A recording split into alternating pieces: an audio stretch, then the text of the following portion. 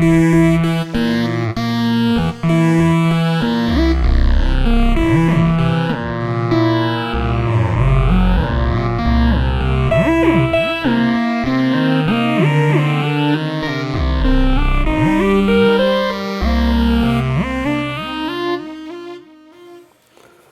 new Jupiter. It is, yeah. This is a big day. Yeah. I mean, I was very excited to see what Roland would come up with this, because obviously I started off with the Juno 60, then Jupiter 8 became my instrument of choice, and still my favourite synth of all time, and just been rediscovering it lately and just realising how good it actually is. So when the Jupiter 80 came along, it was, what Roland going to do? And I think they've produced a very, very powerful synth. In the sense that all the layering you can do. I've always been interested in joining lots of synths together to create multi-level sounds, and with this, it really is amazing at doing that.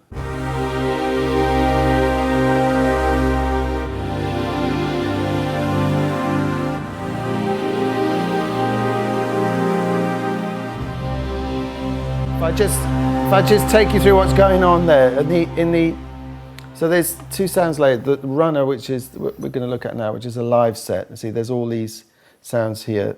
You can hear them individually. What makes up that? So it's a very sort of right. And then.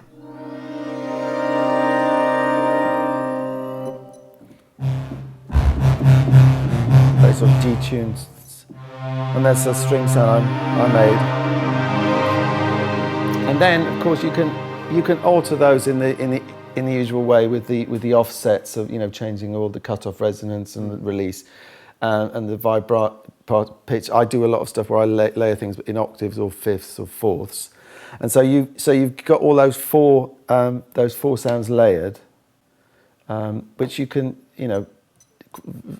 graphically easily see or control from there, and then the volumes between them you can control. Oh, because it's got a little LED. Yes. Oh.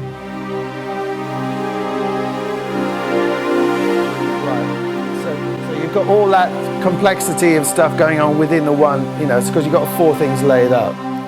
And then if we go to the next level and see how the other side of that sound is, there's a phase string thing. All right. So there's plenty of polyphony. So when as well. It seems to be massive. I mean, I don't know what it is, but I haven't run out of it yet. And then two together. So yeah, it does big stuff very well.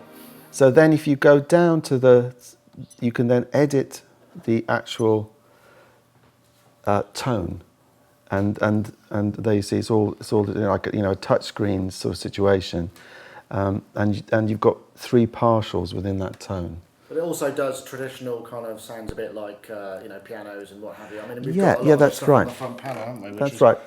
That's right. I mean, I obviously my main interest is the synthy side of it, yeah.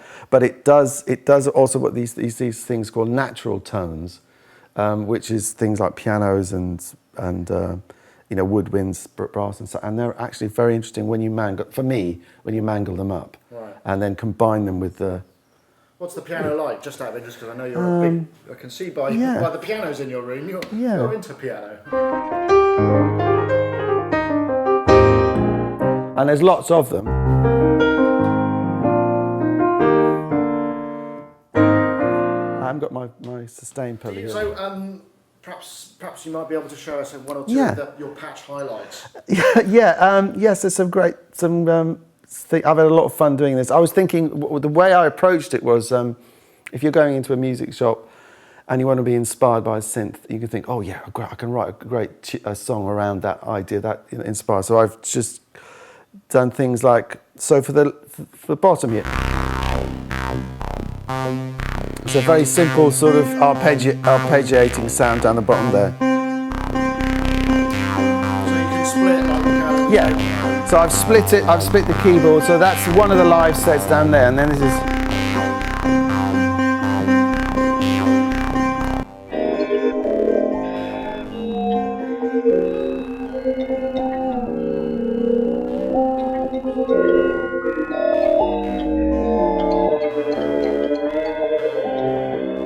It's a kind of really out there.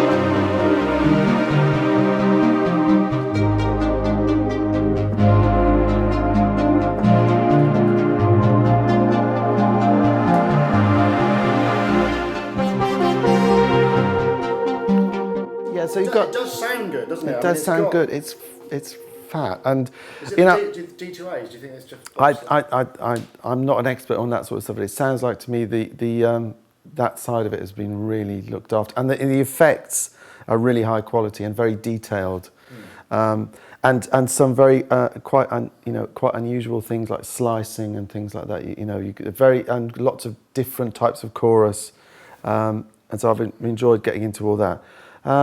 Just trying to find some. I mean, it does have good sort of.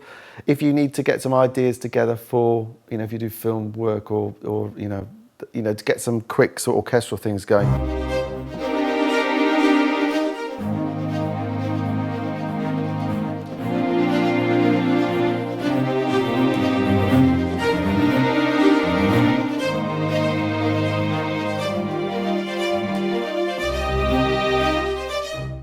I mean, I've used the arpeggio quite a lot on these registrations because you can actually create something with the keyboard on its own. I mean, you probably wouldn't do that, of course, if you're laying it into a track. But one of the great things using the upper and lower registers is that one of them can be doing an arpeggio, the other one can.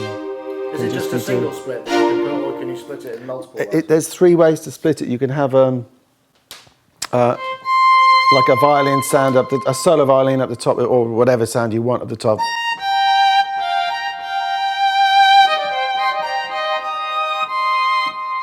And then you can split the 2 live sets, and you can also alter the position where it splits quite easily. So you can have up to 3 sounds. Is that? Yes, yeah.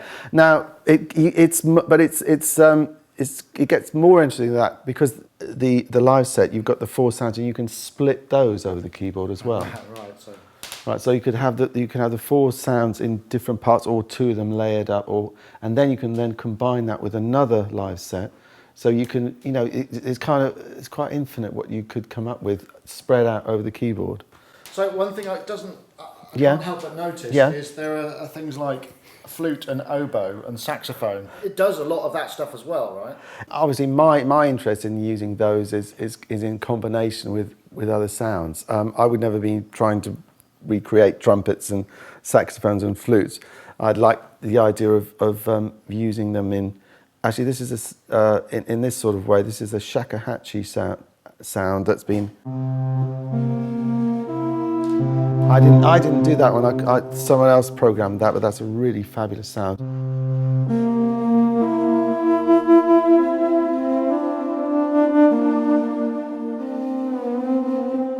And so very, very, very expressive. And then I've got at the top. I've got.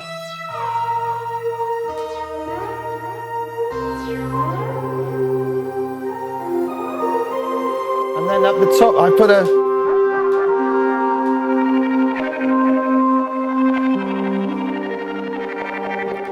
Quite nice to be able to mix up the, the more sort of, I suppose, real type emulations. So are you programming everything from the front panel, or are you getting kind of computer editor involved, or how does it? I'm doing everything from the front panel because it's quite. I love the. I mean, it's like my iPhone, so it's like kind of really just love touch. Touch things, and it's working well. As you see, all the finger marks down here. Is going to get needs. Seeds of any new tunes come out of this? Yeah, I think so. I mean, I'm really enjoying that. I mean.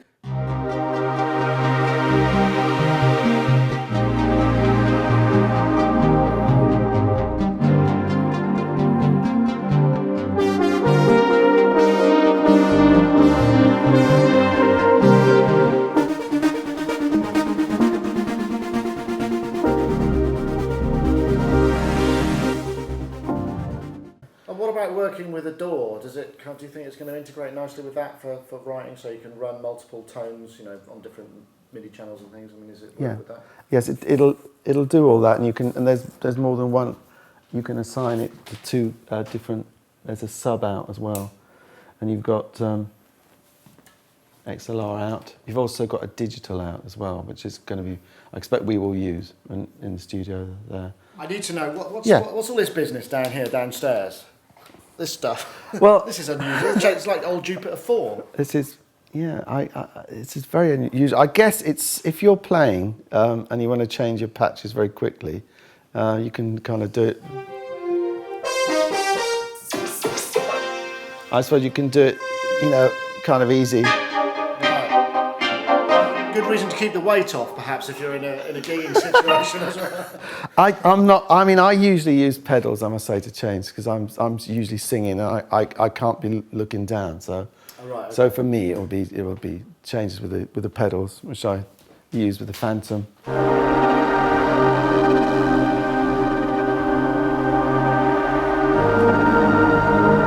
It's like a radio tuning in.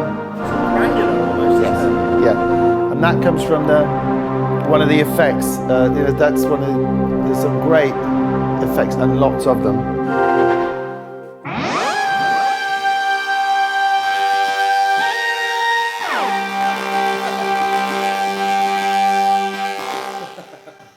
Doctor in the house.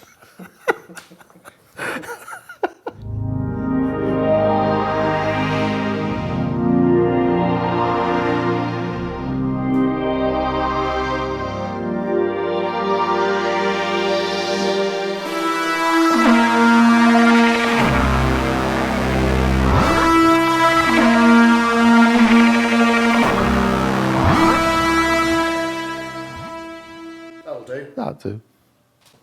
Thank you very much, Okay, Howard. no, pleasure. Pleasure, Nick. It's been great.